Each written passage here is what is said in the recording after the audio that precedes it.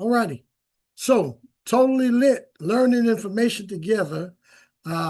We believe in educating our community. We believe that we can eliminate poverty in our community in one generation. And we say that because we believe that poverty is eliminated by knowledge, not money. Money comes after knowledge. But you can have money and still be poor. Because the book I read say, a fool and his money shall soon be parted. It won't be long, right? And so there's got to be a certain amount of knowledge to go along with it. Now, you can be a little bit of a fool, but that depends on how big is your inheritance. You had a whole bunch of money left. It may take you one generation to blow it, but who knows? So understanding wealth transfer, legacy building for your family. All right. So when we think about family, these are some of the pictures that come to our mind. And we think about wealth, we think about money and so on. And that's all right. But now let's talk about building your family's future, right? Right? Wealth transfer, legacy, the basics of legacy, passing on a legacy, right? So when you focus on what's practical in low cost steps that you can take right now to protect your loved ones and your assets. And I know when we talk about wealth and legacy, nobody thinks low cost, nobody thinks, protection, but this is what the stuff is made of. I mean, the wealth and the abundance that we see later on, it's down the road, but that's not how it's built. It's built on basics. It's built on understanding the foundation of these things. Legacy is much more than money. It's a book I read that says that when a man passes on a good name sometimes is worth more than gold, right? And legacy is, like it says here, it's way more than money. When it comes to wealth, right? It's a simple process of making sure that what you own, your assets, right, go smoothly and quickly to the people you choose. So that's about wealth transfer. But, when I was putting this information together and doing some research, I'm saying, man, I want to get to the fun part. I mean, where is there's all this work, right? Stability and safety and control of your cash flow and, debt, she said debt is the enemy of legacy. But then again, you can use debt to create wealth, right? Talks about emergency funds and having savings. Talk about a protection plan. Affordability is important. And I researched this information based on mid to low income families. So a lot of these things are very practical things that we can do right here, right now. See, you can't pass on something that you haven't built. So you got to build the wealth before you can transfer it, right? First, you got to build it before you transfer it. And then as far as the legacy is concerned, well, you got to build a name before anyone can remember it. I have an associate of mine that says, if you don't leave any money when you die, your picture would not stay over the fireplace too long. Okay, I don't know, but I'll tell you what, when you pass on, you leave the nice home and you leave some property, your picture is staying above that fireplace for a very long time, right? And so it's important to do the basics, It talks about life insurance here and even a term life insurance simply because of the cost, the affordability, and which is important. Most people I talk to, by the time I get to them, their finances are all twisted up and it's in shambles. And so now we have to put some emergency things in place.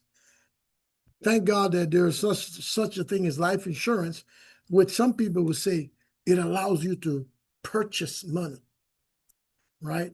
Imagine having a life insurance program that is worth $1 million or $2 or $3 million, that while you try to get your finances together, if something were to happen to you during that process, you would still leave your family well off enough to finish what you started and to continue to build wealth.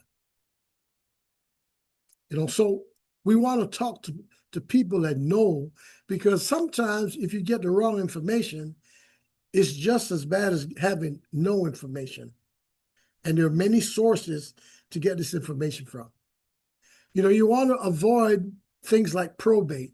So you talk about the power of paperwork, talk about having a will and using beneficiary forms. And there are different programs and different tools that you can use out there, right? So the simple will, they say, is a guardian and possession. The most important reason for a will is to allow you to name the legal guardian and for your minor children, if you have minor children. If you don't have minor children, you want to make sure that your assets, your resources, is going to go to the right place. It's so easy for this to get tied up in probate. And by the way, when your estate is tied up in probate, there is a cost to probate. And that cost to probate gets charged to your estate. Nothing is done for free. If someone has to manage that information, manage that estate, see who's going to get what, all that costs money. And so that's going to be deducted from your estate. So if you're wanting to make sure that your estate goes to your family and so on, then you want to make sure that it's done right, right? It talks about transferring your home, talks about managing your debt and things like that. But listen, wealth transfer is all about having abundance enough for you and for those that come after you. I read a book that said wealth and riches shall be in my house. It said his house, but I know they were talking about me.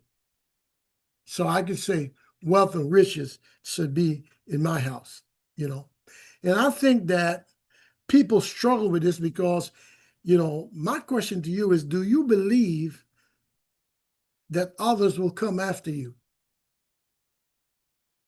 If you believe others will come after you, then you should prepare. If you don't believe that others will come after you, my question is why? Why don't you believe that? Why not?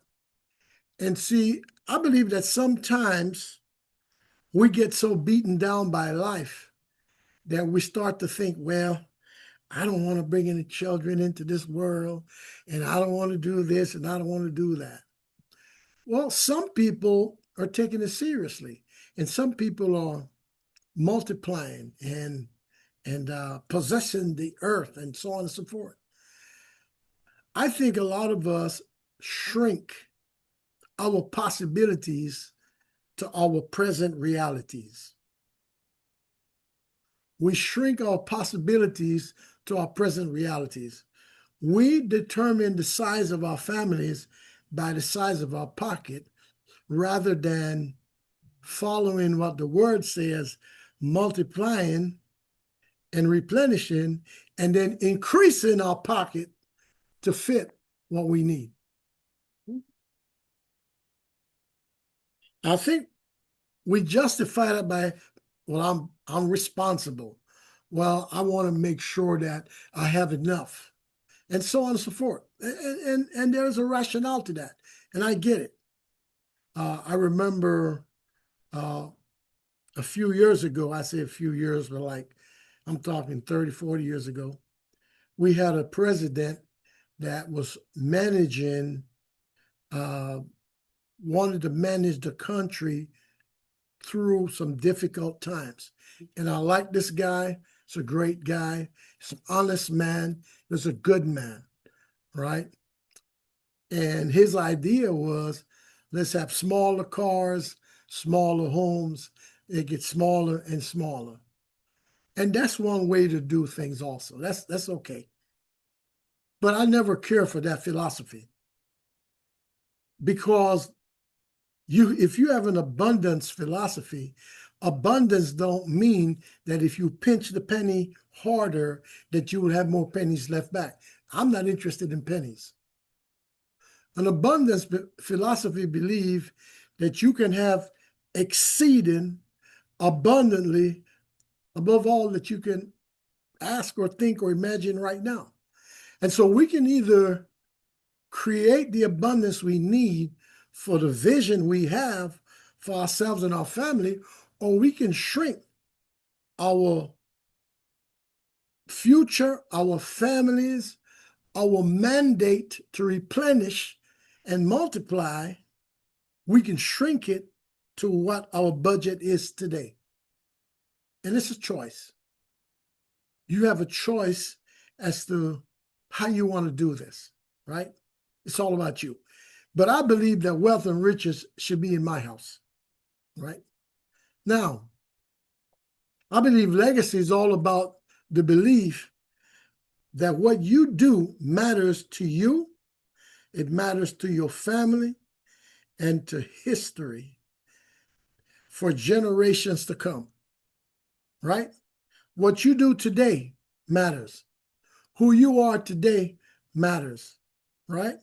What's going to happen tomorrow matters. I believe that back in the old Bible days, families became nations.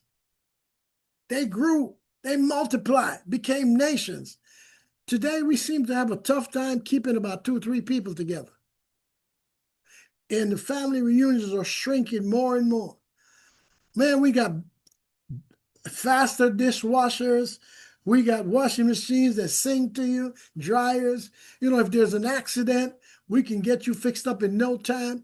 We've got sectionals. We've got, rooms to go. We got so many things for our families and our comfort. And yesterday we got smaller families. We've got all sorts of financial instruments and all kinds of things, but yet still we've shrunken. And I believe that is that way because of what we think and what we believe. Because your future is not based on what you know. It's based on what you believe. It's based on what you imagine. It's based on the vision you have. It has nothing to do with what you know now. What you know now is all about what you believed yesterday. So if we move our belief into abundance, our belief into more, we move our belief into the generations coming after me. I believe most people don't ever think past 2 generations.